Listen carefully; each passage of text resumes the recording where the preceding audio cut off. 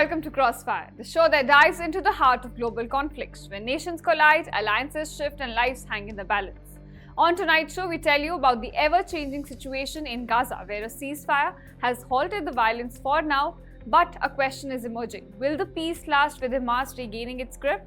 Also on the show, we tell you how Trump is now hoping to use his tariff threat to end the Russia-Ukraine war. Stay tuned as we break down these critical developments and explore their impact on the future of global power and security. The ceasefire in Gaza may have halted the fighting for now, but in the chaos that followed, one major player is back in full control, Hamas. Now, while the temporary truce brought a brief pause to hostilities, it has also exposed some deeper challenges that could shape the future of Gaza.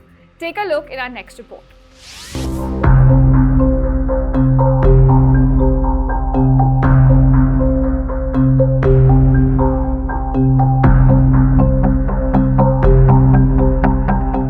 A few days after Israel-Hamas ceasefire came into effect in Gaza, the security landscape is changing in the Palestinian enclave. In a major blow to Israel, Hamas has effectively reasserted its dominance, with its fighters flooding the streets of Gaza City to maintain order. On the first day of the ceasefire, thousands of Hamas members paraded in Saraya Square, waving victory signs as Red Cross vehicles carrying freed Israeli hostages passed by. There was an element of theatre in scenes witnessed on the streets of Gaza, almost as if Hamas fighters wanted to make it known to the world that they are still there. The group, once again in charge of law and order, has taken control of securing the humanitarian aid. For many in the region, Hamas's return is a bitter reminder of how deeply entrenched the group is in Palestinian society, with its own armed wing, a political party, media, and charities. The group is now expected to crack down on the gangs that have seized power in several neighborhoods. So, with ceasefire in effect, Israel's primary goal in the war of dismantling Hamas now seems more distant than ever. Despite heavy losses in over 15 months of war, Hamas has replenished its ranks and is reasserting control. This comes after the Netanyahu government rejected proposals to let the Palestinian Authority regain control of Gaza, leaving Hamas as the unchallenged authority. Numbers reflect the scale of Israel's failure. Israel says it has killed around 17,000 fighters of Hamas. This amounts to nearly 70% of Hamas terrorists. Despite that, the group has been able to recruit thousands of new operatives using humanitarian conflict in Gaza. The group has been promising new recruits food and medicine. Some Hamas members have also been attending funerals of Palestinians in order to win over angry mourners. For the group, losing fighters and commanders has become a part of life now. For every dead fighter, there are many potential recruits to be hired. Remember, Hamas controls over 2 million people of Gaza. And with war killing thousands and displacing millions in the Palestinian enclave, it becomes easy for the terror group to prey on the misery of Gazans and propagate their ideology. So, as Israel contemplates its next steps, a few questions emerge. Can any long-term peace plan work with Hamas firmly in control? Or is Gaza doomed to cycle through violence and instability?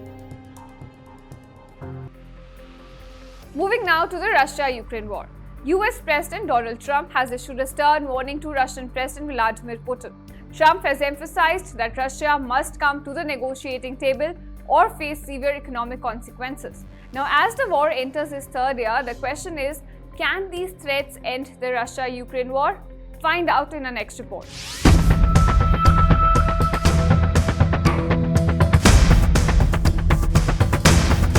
Donald Trump has a message for Vladimir Putin. End the Ukraine war or suffer the consequences. On his social media platform, Truth Social, the US President issued a direct message to his Russian counterpart. End the war in Ukraine or face high levels of taxes, tariffs, and sanctions. Trump made it clear that he would not tolerate a prolonged conflict. He has urged Russia to come to a diplomatic agreement soon.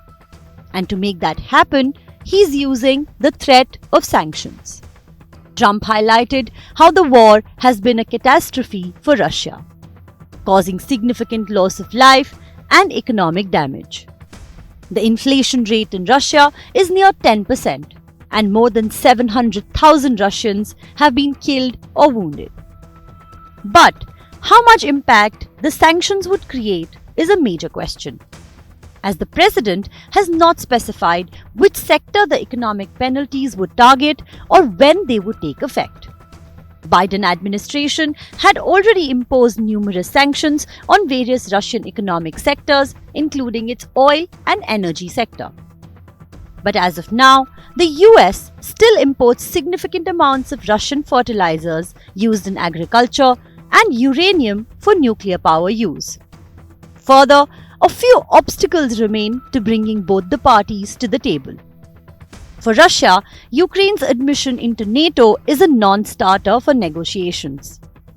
And Moscow wants Kyiv to accept the reality of Russian territorial gains, which are currently about 20% of its land.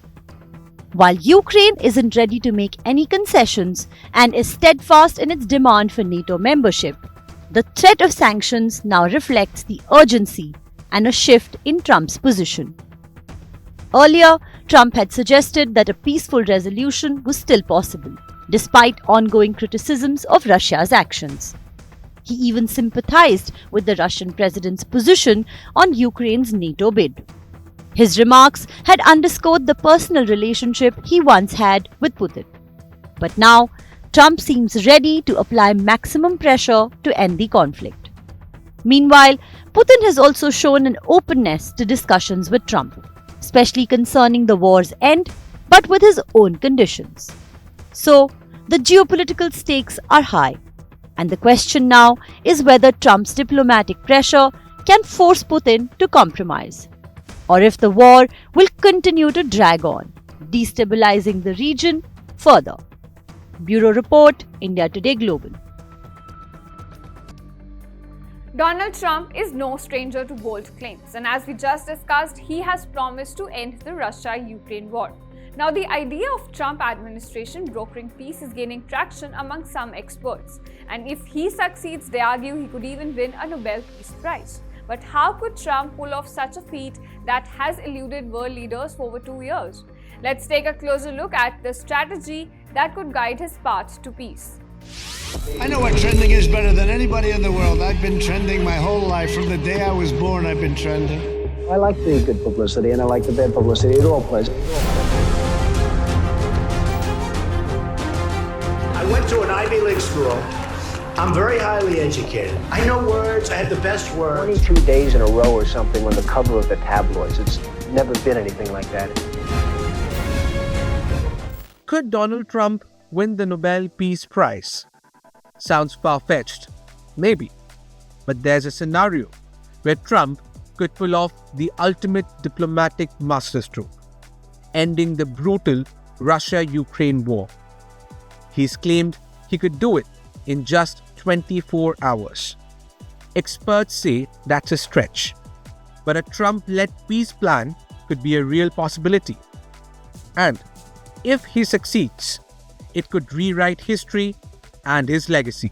Donald Trump is no stranger to bold claims, but his promise to end the Russia-Ukraine war within a day raised eyebrows around the world.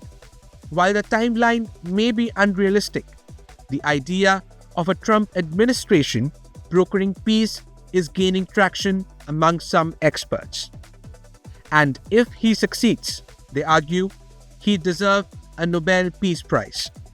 But how could Trump pull off a feat that has eluded global leaders for nearly 2 years? The strategy revolves around 4 critical steps.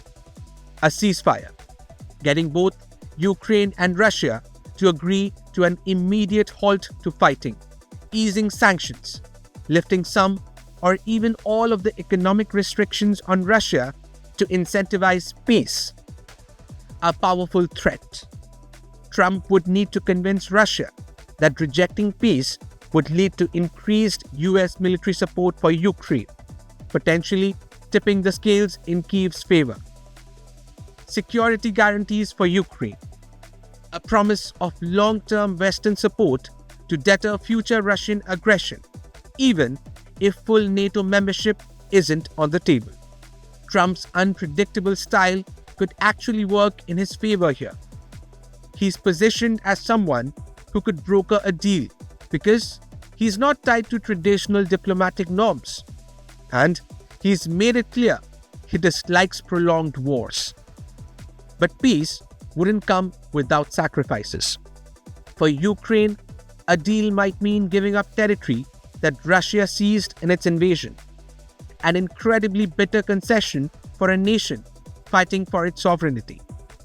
For Vladimir Putin, agreeing to a settlement could be even riskier. An ongoing war helps him maintain power, despite mounting casualties and economic hardship at home. Ending the war could expose him to public backlash over the enormous cost of a conflict many Russians quietly resent. For Putin, the fear isn't just losing the war, it's losing his grip on power. But if Trump's threats of increased military support for Ukraine seem credible, it might force Putin to reconsider. For Trump, the stakes are just as high. His America First policy has often been skeptical of foreign entanglements, and extending a security guarantee to Ukraine could alienate parts of his conservative base. Yet, a Russian victory would be catastrophic, not just for Ukraine, but for global stability. As the sitting US President, Trump would bear responsibility for any fallout.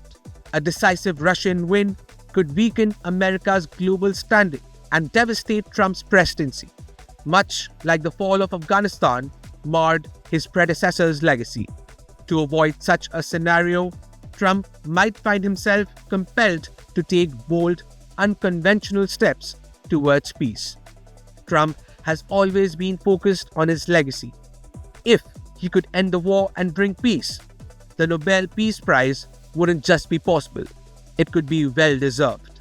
If Trump pulls off a peace deal, he could join the ranks of Theodore Roosevelt and Barack Obama, two other US presidents who have won the Nobel Peace Prize. So, is it possible? Could Donald Trump truly broker peace in Ukraine and earn the ultimate recognition for it? It's a long shot, but not impossible. Bureau Report, India Today Global. So that's all we have for you in this edition of Crossfire. Stay tuned to India Today Global, where we simplify geopolitics for you.